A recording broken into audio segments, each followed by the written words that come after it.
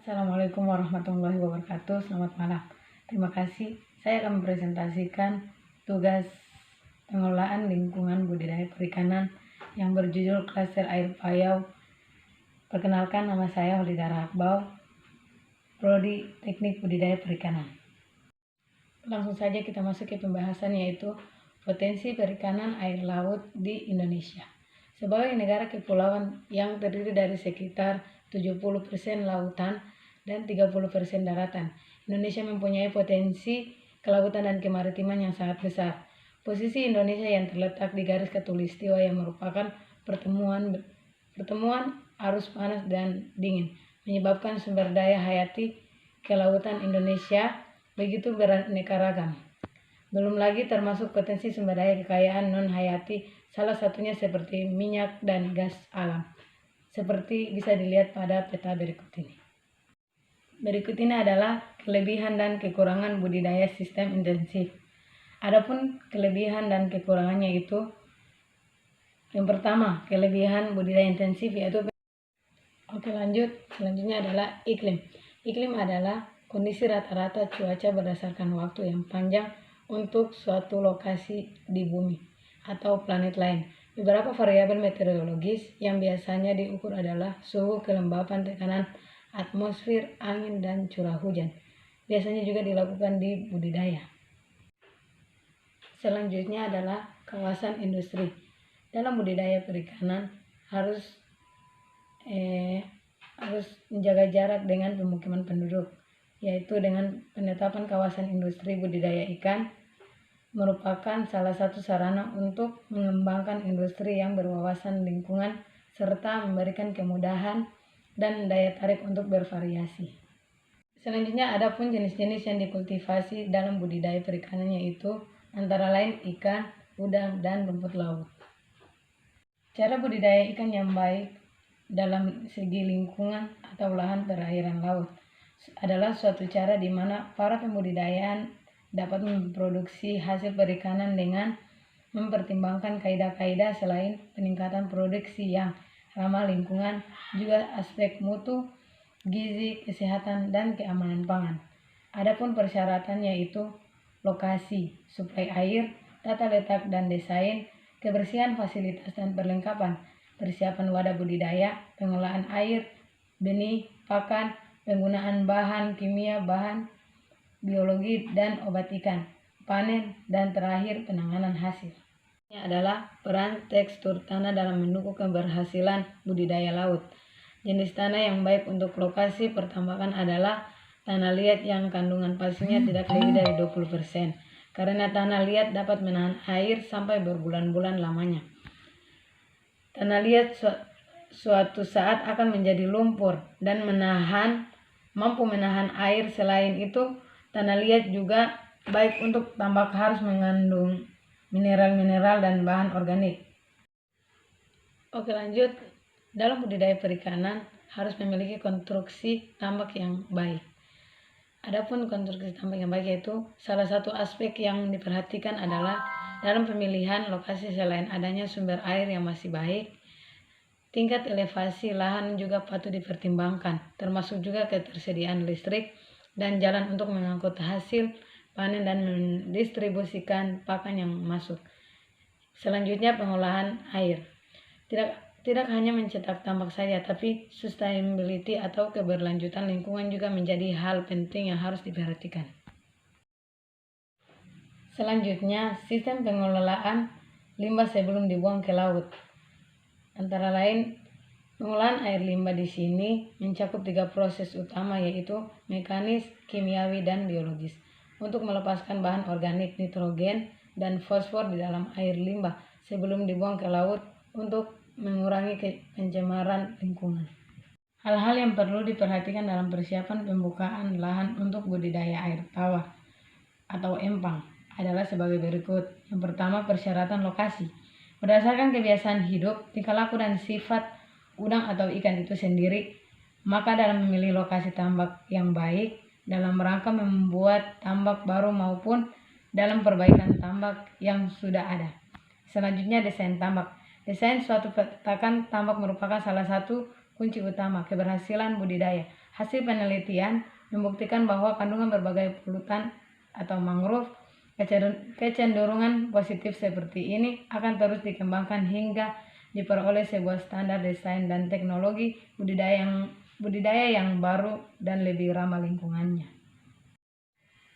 Selain hal-hal tersebut, budidaya air laut dengan pendekatan lingkungan mangrove. Hutan mangrove merupakan habitat bagi berbagai organisme baik darat maupun laut atau mamalia dan amfibi seperti kepiting, udang, ikan, monyet, dan lain sebagainya. Ekosistem hutan mangrove memiliki fungsi ekologis, ekonomis, dan sosial yang penting dalam pembangunan khususnya di wilayah pesisir. Potensi dan tantangan budidaya keramba jaring apung laut. Yang pertama, potensi. Budidaya ikan di laut lepas sangatlah menjanjikan. Selain itu, laut lepas memiliki kadar oksigen yang lebih tinggi dibandingkan laut pesisir dan memiliki tingkat pencemaran yang lebih rendah. Yang kedua, tantangan. Adapun tantangannya itu ombak dan cuaca laut yang ganas ekstrim di mana dalam musim-musim tertentu ombak laut lepas dapat mencapai ketinggian sampai 10 meter. Yang kedua, datangnya arus dengan kadar plankton tinggi atau plankton booming dapat menghabiskan oksigen dalam satu lokasi dan menyebabkan kematian massal ikan. Tantangan yang ketiga yaitu pencurian ikan dalam keramba oleh pihak-pihak yang tidak bertanggung jawab. Selanjutnya, budidaya sistem polikultur. Budidaya sistem polikultur merupakan metode budidaya yang digunakan untuk pemeliharaan banyak produk dalam satu lahan. Menurut sistem polikultur, ini pada satu kolam dipelihara berbagai jenis ikan yang membutuhkan jenis makanan berbeda, sehingga setiap jenis ikan tidak akan bersaing dalam mencari makanan.